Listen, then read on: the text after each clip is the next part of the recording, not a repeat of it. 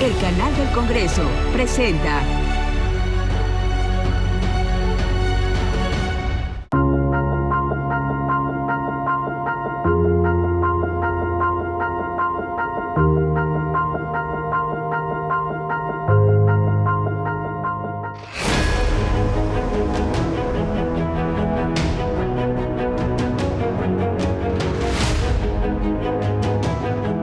Un legislador tiene la grave responsabilidad de analizar, estudiar, conocer muy bien en el ámbito de la sociedad, el ámbito público, para ver el impacto que va a llevar a cabo los cambios, modificaciones, nuevas leyes o de las ya existentes, de qué mejoras se pueden hacer o qué está afectando inclusive en la vida misma de la sociedad, para ver entonces cómo debemos de mejorar esas condiciones legislativas y del marco jurídico que depende de la Constitución.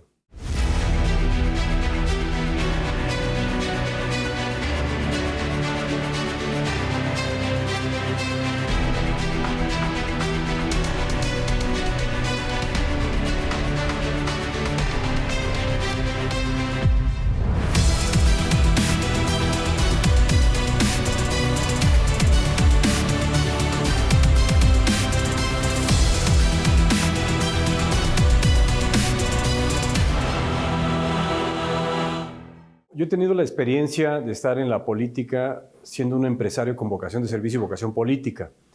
Y he vivido en diferentes etapas sin haber estudiado nada a este respecto. Yo soy ingeniero químico de estudio y profesión con una maestría en administración, pero tuve la experiencia de ser regidor primero en el Ayuntamiento de León, alcalde de León y gobernador de Guanajuato, y más en el Poder Ejecutivo. Y para mí fue la primera experiencia, aparte de haber sido regidor, de la función de legislador en el 97, cuando llega la 57 legislatura, que por cierto es la primera que el PRI después de tantos años no tuvo mayoría en el Congreso, y empecé a vivir esa experiencia desde la responsabilidad de ser coordinador.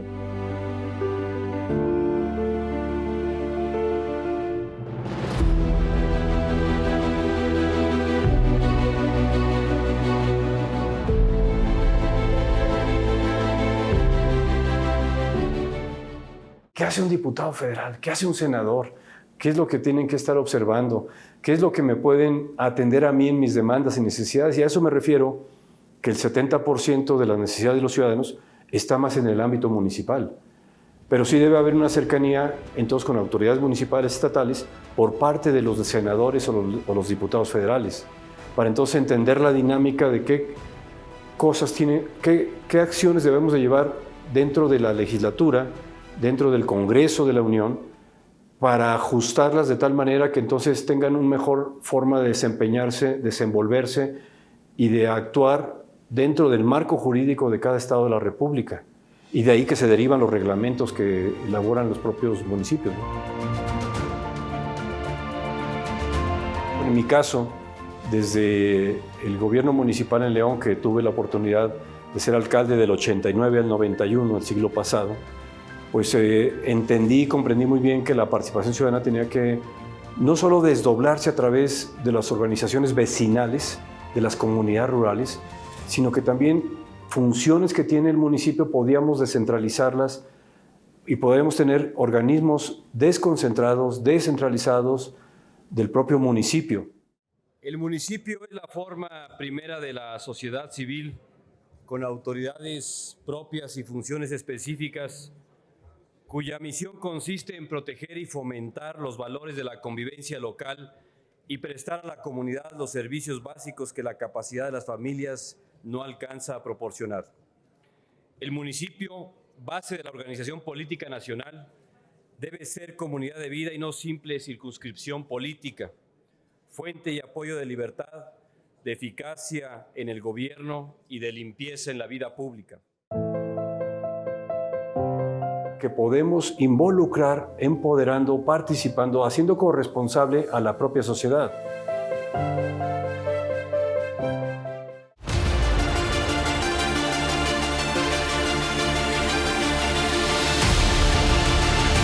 Acción Nacional quiere un orden mundial al servicio de la persona, que respete su dignidad, promueva una mejor distribución de la riqueza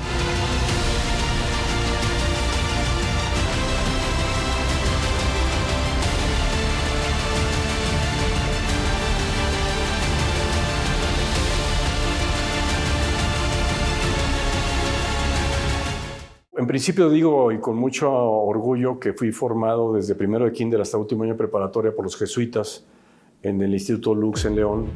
Y ellos, su eslogan, su lema es formar hombres y mujeres para los demás, al servicio de los demás.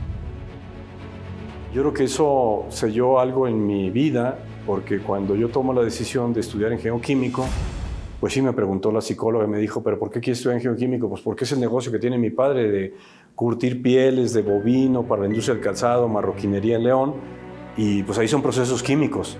Entonces yo quiero estudiar ingeniero químico. Y me dijo la psicóloga, no se me olvida, Eduardo, que me dijo, está bien, nada más que tus aptitudes son económico-políticas. Y ya puedes imaginar la respuesta inmediata mía a los 17 años. Político, nunca. Que hay más pronto un hablador que un cojo, no lo sé. No pensé mucho en involucrarme en la política, pero mi padre, cuando le comenté, yo estaba trabajando ya con él, era el director de la empresa, le dije, me estaba invitando el doctor López Sanabria a entrar al Partido Acción Nacional y yo creo que voy a entrar a la política. Y me dijo mi padre, está bien, nada más debes estar consciente que por meterte en eso, tu honorabilidad va a estar cuestionada toda la vida, para bien o para mal. Y yo, pues hombre, en ese momento estaba por cumplir los 30 años, pero ya estaba para cumplir los 30 años. Dije, sí. Y entré al Partido Acción Nacional.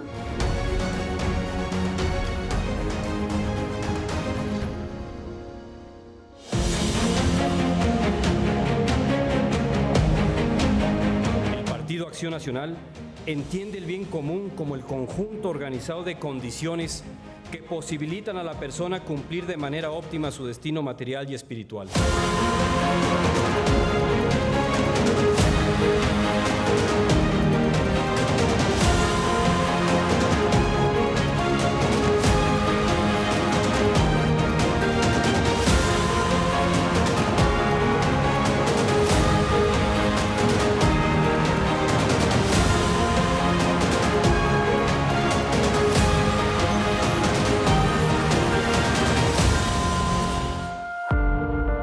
Fue cuando yo entré de gobernador. Estaba muy joven, sí, pero yo venía con esa filosofía. Entonces, para mí fue muy importante haber sido alcalde porque me sensibilizó más allá del ámbito de mi vida, de mis actividades empresariales, etcétera, y pues tener contacto con las zonas marginadas, asentamientos irregulares, con las comunidades en esos lugares, en las comunidades rurales, etcétera, para darme cuenta que el mundo es mucho más complejo de lo que uno piensa cuando está uno en el ámbito, pues, de su vida, de formar su familia, de los organismos empresariales, sociales, etcétera, de sus propias actividades deportivas, lo que uno tenga. Y eso creo que me sensibilizó mucho y venía yo con la formación de los jesuitas, de hombres y mujeres para los demás, pues fue como anillo al dedo para mí, el decir, esta es mi vocación de servir a México. En este México de transformaciones, son muchos los sectores y grupos sociales que demandan de nosotros los legisladores y de nuestras instituciones un actuar que rebase lo coyuntural, un proceder que responda genuinamente a los intereses generales de toda la población para que con ello logremos que el país avance. En sus diferentes formas de manifestación, la sociedad ha subrayado la imperiosa necesidad de contar con un proyecto de país de largo plazo que promueva la certeza y certidumbre, que responda a sus demandas presentes de empleo, salud, alimentación, seguridad y bienestar general. Ese debe ser el propósito, o sea, el centro de todo el marco jurídico, y empezando desde la Constitución, que tiene que velar por los derechos humanos, que tiene que velar por la libertad de expresión, por la libertad de tránsito, por muchas libertades, y debe sustentarse en la libertad del actuar del ciudadano, tiene que ser ese el enfoque. O sea, cómo debe de orientarse el trabajo legislativo, el estudio, el análisis de las leyes del marco jurídico, pero con ese centro que debe ser el ciudadano. Y de ahí la familia, y de ahí la comunidad, y de ahí el municipio, y de ahí el Estado. O sea, tiene que ser escalonado de esa manera.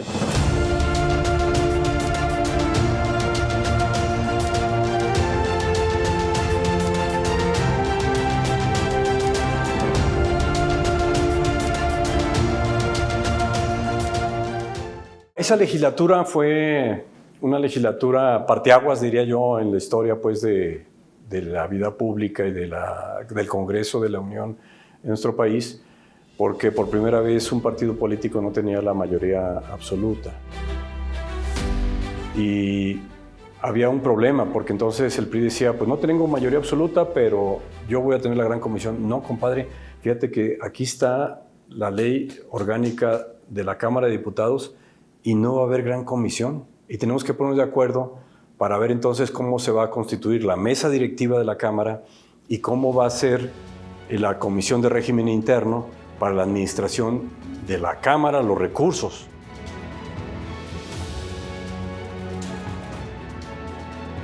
Ahí pues establecimos un acuerdo entre Porfirio Muñoz Ledo y el Partido Verde y el Partido del Trabajo de aquel famoso G4, que fuimos los que establecimos y dijimos, oye, ¿a qué nos comprometemos y cómo lo vamos a hacer?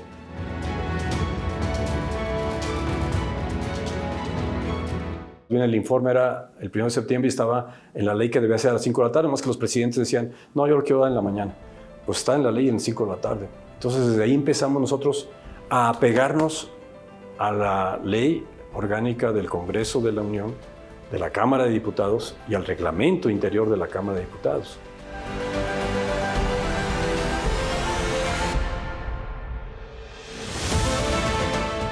Llegamos entonces los 4 grupos el día 30 de agosto del 97 afuera del salón y afortunadamente el secretario de la Cámara nos abrió el salón, entramos, sacaron el tintero, muy de tiempo pues de Juárez y todas esas cosas. Y habíamos acordado que en la primera mes, que en aquel entonces era por mes las mesas directivas, que lo transformamos nosotros aquí afuera por más tiempo y que fuera por año, las mesas directivas de la Cámara, que iría Porfirio Muñoz Ledo. Y el PRI no quería. Y Arturo Núñez me pedía y me decía, oye, ¿por qué no lo presides tú la primera vez la Cámara, hombre? Está bien, nosotros no, pero tú. Digo, no, porque ya tenemos un acuerdo, yo voy a la presidencia de la Comisión de Régimen Interno y él va a la comisión que era por semestre en aquel entonces la Comisión de Régimen Interno. Y así fue. Nosotros sabíamos que en la legislatura anterior todavía, entre las curules, entre los diputados, se vendían casimires. Eso era el Congreso de México. Y se vendían casimires y los periodistas estaban aquí y uno casi tiene que ver si no tiene un periodista atrás, etcétera, ¿no? Y fue cuando tomamos la decisión y yo tomé la responsabilidad de la Comisión de Régimen Interno en la administración de los recursos de la Cámara, y entonces sí hubo un control del dinero. Y era decirles, hay que cuidar el recurso, es de los mexicanos, todas esas cosas. Pero tomamos la decisión de que había que ubicar, en aquel entonces le llamaron así los periodistas, el corral de la ignominia, ¿te acuerdas muy bien? Y ubicamos en la parte de atrás de la Cámara a los periodistas. Y sí tuvimos que aguantar vara, que nos criticaron y nos sonaron con todo. Y que entonces estuviera limpio los pasillos, se pudiera llevar a cabo la votación de una manera diferente, porque antes era con el micrófono y a voz alzada que se hacían las votaciones, que hacíamos de todas las leyes y reglamentos y todo lo que se votaba en la Cámara, y era pasar el micrófono y se iba registrando con el nombre, Medina, a favor, y todo eso iba así de esa forma. Entonces nosotros nos tocó implementar esa modernización del trabajo legislativo con los paneles que creo que los han actualizado, ya no tengo yo información, el micrófono en cada lugar para cuando se quería hacer uso de la palabra, la votación ahí se hacía, está el tablero, ese tablero lo pusimos nosotros en aquella legislatura, pero fue convencidos de que teníamos que tener un sistema más ágil.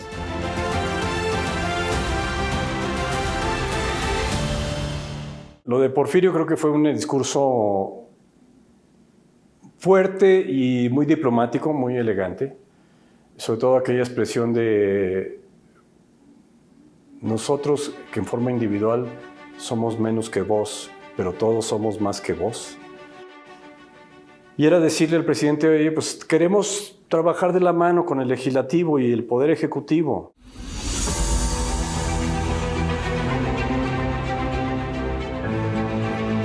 Y no se dio, porque al contrario, trataron de romper el G4 que se vino rompiendo con algunas iniciativas, como fue la de la situación bancaria con la crisis que se había presentado en el 94-95 y que entonces había que rescatar el ahorro de los mexicanos. Y qué bueno que tengo esta oportunidad, esta entrevista, para explicar que no es cierto que se rescató a los banqueros. Eso es falso. Y entonces el famoso Fobaproa fue que los banqueros perdieron su capital.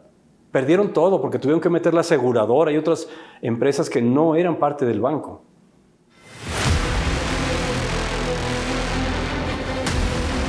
Y era entonces que la responsabilidad del gobierno de México frente a los ahorradores, frente a los cuentavientes de los bancos, etcétera, los ciudadanos que tenían su dinero en los bancos, iba a responder el gobierno.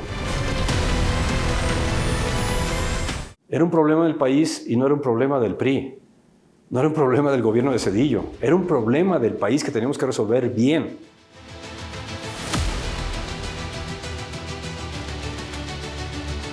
Cuando ya estábamos terminando, y yo le pregunté a mi grupo parlamentario, dije, nos toca la mesa directiva en septiembre de 99. Y yo quiero preguntarles a ustedes si tienen alguna preferencia, alguna propuesta de quién debe presidir la Cámara. Y fue unánime que me dijeron, tú nos representas y nosotros queremos que tú seas el presidente de la Cámara. Ok, así fue. Entonces, pues el discurso del 1 de septiembre no podía ser otro.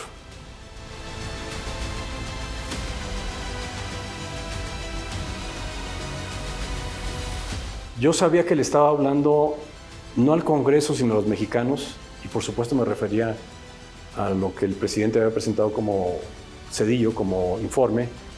Y hay una expresión que detona todo, que es al principio, y como dicen los abogados, el informe que usted nos acaba de entregar, que dice contener, y esa expresión levantó los ánimos, vino toda aquella respuesta de la bancada del PRI, de diputados senadores, me gritaban, casi me querían linchar ahí. Es momento propicio para recordar a usted, ciudadano presidente, su compromiso formal, públicamente expresado y hasta hoy incumplido, de mantener con esta legislatura una comunicación fluida y permanente.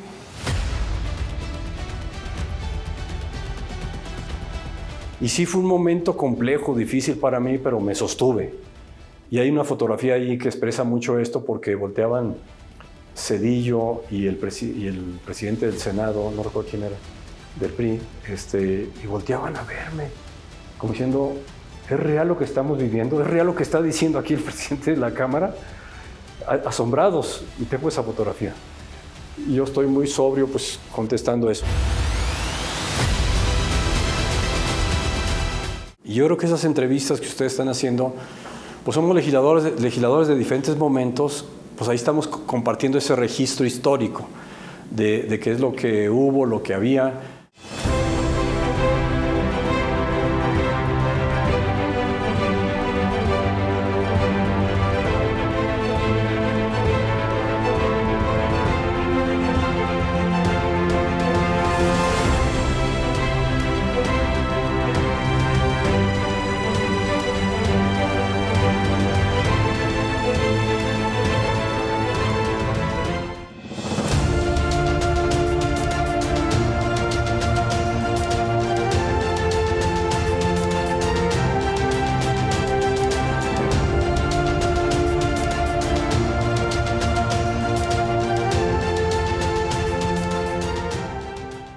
La experiencia en el Senado fue gratificante porque pues, me tocó aprender en la Comisión de Relaciones Exteriores, Organismos Internacionales, que esa era la comisión que yo presidía, y participar durante 6 años en el Consejo de Europa.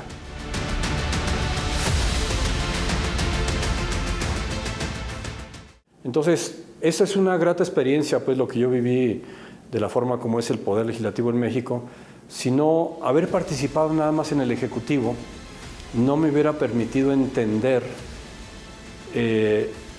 hoy el impacto que pueden tener, bueno, entendí en aquel momento los reglamentos o las propias leyes que aunque fui gobernador, pues me apoyaba mucho pues en los propios legisladores del PAN, etcétera, para ver todo esto. Y por supuesto los secretarios tenían muy entendido que tenían que revisar muy bien la parte legislativa de qué se podía o qué no se podía hacer o qué cosas había que cambiar, ajustar, pero en función de esa visión del ciudadano.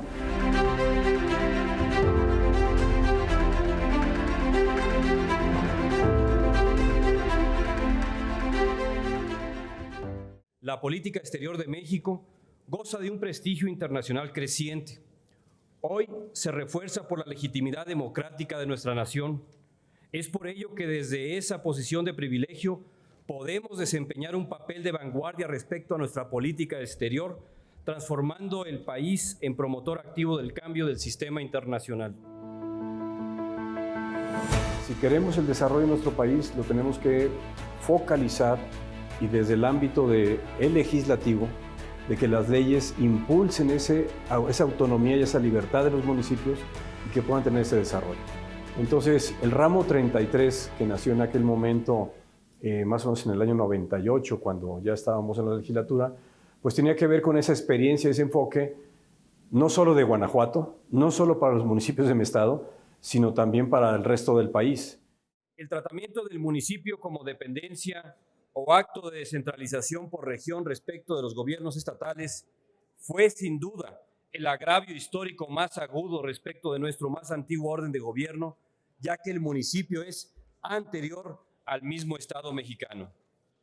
Es por ello que la reivindicación del municipio como un ámbito y orden de gobierno implica el reconocimiento de su mayoría de edad y por ello de su emancipación. Asistimos pues a la inauguración constitucional de lo que siempre debió ser espacio de vida común, primer responsable de su propio desarrollo. La convicción de llegar a ser senador era porque yo decía, es otra oportunidad más para contribuir en mi visión de que México lo vamos a cambiar de lo local a lo nacional.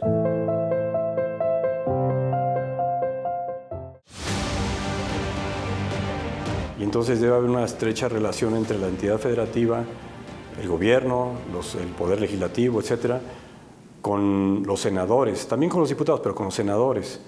Y esto me lleva a que, entendiendo en mi experiencia, en mi propia convicción del federalismo y de cómo debería ser la función del servicio público, de la administración pública, que es mucho más compleja que la privada,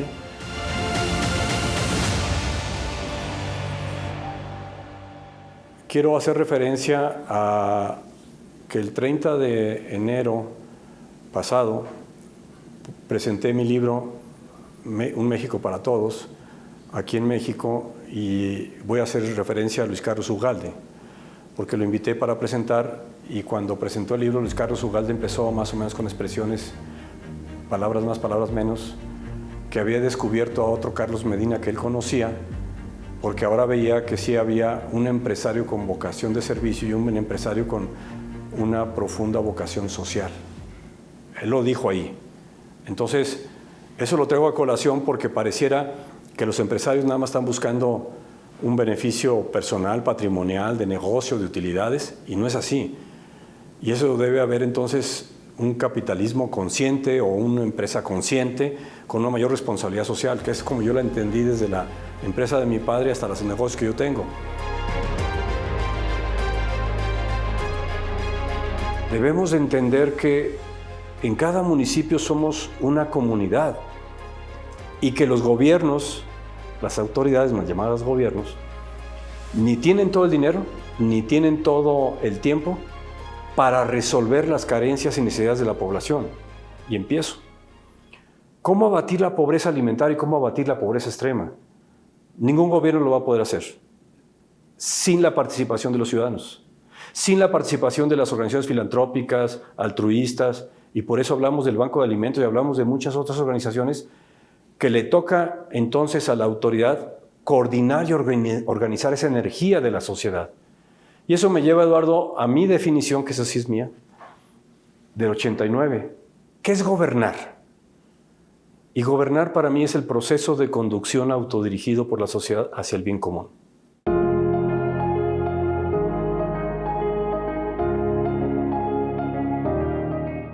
La función del legislador es con propuestas, con ideas, con argumentos y con iniciativas que puedan ir convenciendo a los demás legisladores de la comisión y luego del pleno para votarlas a favor de México.